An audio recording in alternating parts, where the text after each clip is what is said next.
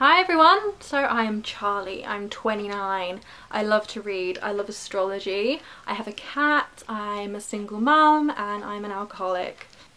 These are all facts about me, but no one of them makes up everything about my personality. So me telling you that I had a drinking problem, this doesn't change anything about me. This is just another facet of me that I'm choosing to tell you about. Today I'm going to be talking about my sobriety, and I think it's important for people who are sober to talk about it if they are able to.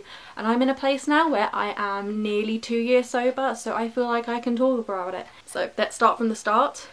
It's generally where things start. So when did I start drinking? What was the cause? What is the root cause? Because everything has a root cause, let's remember. So my drinking really started in my teens with binge drinking in my friend group. So it wasn't steady drinking, it was event drinking, it was drinking on nights out, but then it occasionally would be drinking on nights in with my friends as well. But it wasn't all the time, it was very sporadic. And the real reason that I drank in those days was for confidence. I've never really been a super self-confident person, but when I started drinking I realised that the anxiety that I held as a sober person kind of dwindled away when I was drunk. It was easier to do bold things. It's that Dutch courage. It becomes a problem when you rely on that to be bold. You can no longer be bold without that chemical happening in your brain. And I didn't realise it at the time, but that problem was planted in my brain as a teenager of alcohol equals confidence. And so I didn't really feel the need to develop my own self-confidence when I was sober, because I was like, well, I'll just be a confident drunk, I'll just be a funny drunk, it doesn't matter what I am when I'm sober, because I'll just be like, well, I'm a really funny drunk, it doesn't matter. During my early 20s there were periods where I didn't drink at all. I went for months and months without drinking. It was very sporadic, but then when I started to work more steadily, I was working a lot more hours, I had a lot more disposable income, I was at that point living at home, so I really had all of this money and a lot of this time when I was at home to really not do anything. And alcohol is a great way to pass the time because you lose hours. So moving on to when I was drinking in my mid-20s, this was when I became a mum. Things changed. I didn't drink throughout my pregnancy. I was very ill throughout my pregnancy, which had nothing to do with alcohol. I didn't even drink when I was trying to get pregnant. It just wasn't, my brain just knocked it off. I don't know how my brain did that. Cravings, everything went away as soon as I fell pregnant, which I'm very thankful for. But after the pregnancy and after things recovered, after he was a newborn, because I couldn't really do anything whilst he was a newborn, but when he started to get a bit of independence, when he started sleeping in his own room and things started to calm down, I started drinking a little bit more again, and it wasn't too much, and it's sort of, it didn't really get out of control, but it got to a point where 2 years ago I could easily sit down of an evening when I was stressed out and drink a couple of glasses of wine, and it would easily lead to a bottle and I wouldn't really even feel drunk. It didn't really affect me, and then I realised I wasn't getting drunk off of what other people would be getting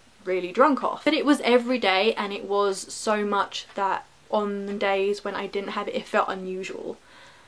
And I felt like I was relying on it for a lot. I was going to alcohol instead of to other people for help.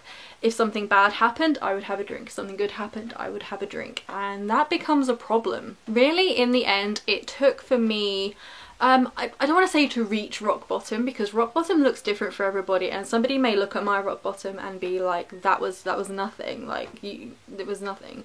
But for me, I felt like I was out of control of my life. I just wasn't taking care of myself, my environment, all the people around me, and I realised that something had to stop. And I was looking around my life, what am I wasting my time on, what is not going right, and it just kept on falling back to I did stupid stuff while I was drunk. I argued with so and so because I was drunk. And so I saw that it was the root of the problems, so I knew that I needed to stop. So I just decided, I woke up one morning and I decided that I was just not going to drink. I obviously like did this safely. I kept an eye on any symptoms that I had. Like, there was no withdrawal because I wasn't up to that level yet, but that is a very real thing. So if you are drinking to that level, you could go into hospital or rehab to detox, but luckily I didn't need that. I could do it at home, and I had a really supportive group of people around me. So when I decided to go sober, I started to put together my toolbox. A toolbox is something that I have had for other things as well. I have it for my history with eating disorders, also have it for self-harm. These are resources that you can go to immediately when you feel an attack of that particular situation happening, a rise in the anxiety in that particular situation. So for me, when I get cravings for alcohol or anything to do with that, just little bits in my brain that go just sort of pick up on something, I can go to my toolbox and remind myself where I'm at, where I've been, and how far I still have to go and how I'm going to get there. These are all the tools that I'm going to need to maintain my sobriety. So the first thing that I did was I made sure that I was consuming sober media. This was really important to me because I think once I started noticing alcohol on TV, in movies, it was everywhere. Every single movie I watched, people were drunk.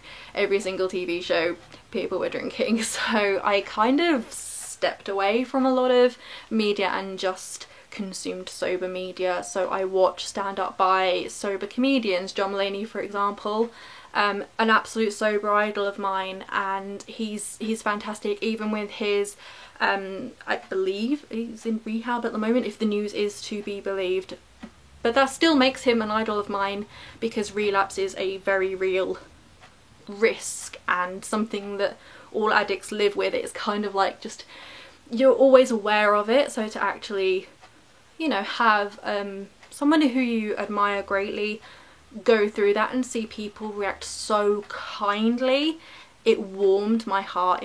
Other sober toolbox things, for example, was the Seltzer Squad podcast. Jess and Kate are amazing sober idols. They are just amazing, and their podcast is an amazing resource, and their Instagram is full of information and groups and lots of really healthy sort of healthy environments for people to recover in. So another sort of sober idol of mine is Henry Rollins. I've been a big fan of him for years and years.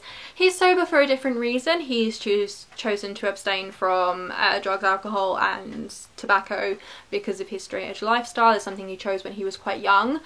So sort of growing up listening to Henry Rollins talk about his experiences seeing other people suffer with addiction and how he's lived his life sober and with, like, he's rock and roll. Like, he's not sat at home with cocoa and slippers. Like, he's still pretty punk even with no alcohol, and that's reassuring because I think I was worried about losing my edge.